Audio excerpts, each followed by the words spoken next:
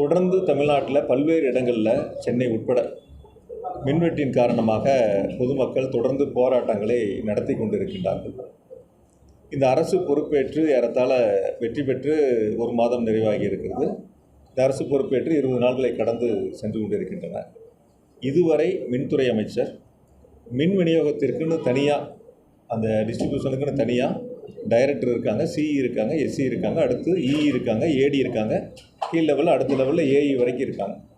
ஆக முதல் கட்டமாக என்ன பண்ணுவாங்கன்னா, டைரக்டர் சிஎம்டியை வச்சு டைரக்டர் சிஇ எஸ்சி லெவலில் ஒரு ஆய்வு கூட்டங்களை நடத்துவாங்க. அதாவது எப்படி நடத்துவாங்கன்னா, இந்த சம்மருக்கு நமக்கு எவ்வளோ டிமாண்ட் இருக்குது, நம்ம கையில் இருப்பு இருக்குது, நம்ம எவ்வளோ இன்னும் புதிதாக குறுகிய காலத்தில் வாங்கணும், இதெல்லாம் ஆய்வு கூட்டங்களை நடத்தி எந்தெந்த பகுதிகளில் இப்போ நேற்று முந்தின 2 நாள் 3 நாட்கள் கணக்கெடுத்து எந்தெந்த பகுதிகளில் அதிக நேரம் மின்வெட்டு ஏற்பட்டது, அதை சரி செய்வதற்கான வழிகள் என்ன என்பதை கண்டறிவதற்கான ஆய்வு கூட்டங்களை நடத்துவாங்க.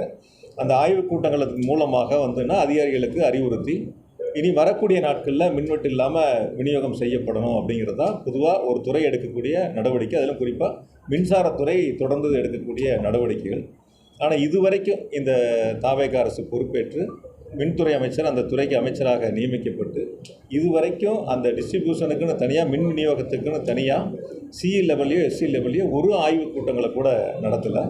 நான் விசாரித்த வரைக்கும் அவர் என்னென்னா, அலுவலகத்துக்கு போகிறாரு, சிஎம்டி பார்க்குறாரு, டைரக்டர் அந்த மாதிரி முக்கியமான இருக்கிற மேலே இருக்கிற அதிகாரிகளை மட்டும் பார்த்துட்டு அதுக்கு கீழே இருக்கிற, அதாவது என்னென்னா கடைநிலை வரைக்கும் இருக்கக்கூடிய அந்த அதிகாரிகளுடைய ஆய்வு கூட்டங்களை நடத்தினா தான் எந்த ஊரில் என்ன பிரச்சனை இருக்குது, பொள்ளாச்சியில் இப்போ தென்னை மரம் இருக்குது, மட்டை விழுகுதுன்னா அந்த இடத்துல பவர் கட் ஆகுதுன்னா அதுக்கான காரணங்கள் என்னங்கிறத பார்த்து நடவடிக்கை எடுக்க வேண்டிய துறை அது. அதாவது மற்ற துறைகளைப் போல இல்லை, மின்சாரத்துறை உடனுக்குடன் நடவடிக்கை எடுத்து சரி செய்ய வேண்டிய துறை. இதுவரைக்கும் நான் விசாரித்த வகையில் ஒரு ஆய்வு கூட்டங்களை கூட முழுமையாக மின் விநியோகத்திற்கான அந்த கூட்டங்களை நடத்தலை அப்படிங்கிறது தான் கருத்து. ஆகையால் பொதுவாக அந்த துறையை பொறுப்பேற்றிருக்கக்கூடிய அமைச்சர் அந்த ஆய்வு கூட்டங்களை நடத்தி மின்வெட்டிற்கு உரிய தீர்வுகளை எட்டப்படணும். நாங்கள் எங்களுடைய தலைவர் அவர்கள் முதலமைச்சராக இருந்த பொழுது கடைசியாக கூட தேர்தல் பதிவு முடிஞ்சு வாக்கு எண்ணிக்கை இப்போ எடுத்துக்கிட்டிங்கன்னா கூட 29 நாளில் பார்த்தீங்கன்னா 2026 இப்போ 21,307 மெகாவாட் அன்றைக்கி உச்சபட்ச மின் தேவை, எந்த தடையும் இல்லாமல் சீரான மின் விநியோகம் முழுமையாக வழங்கப்பட்டன.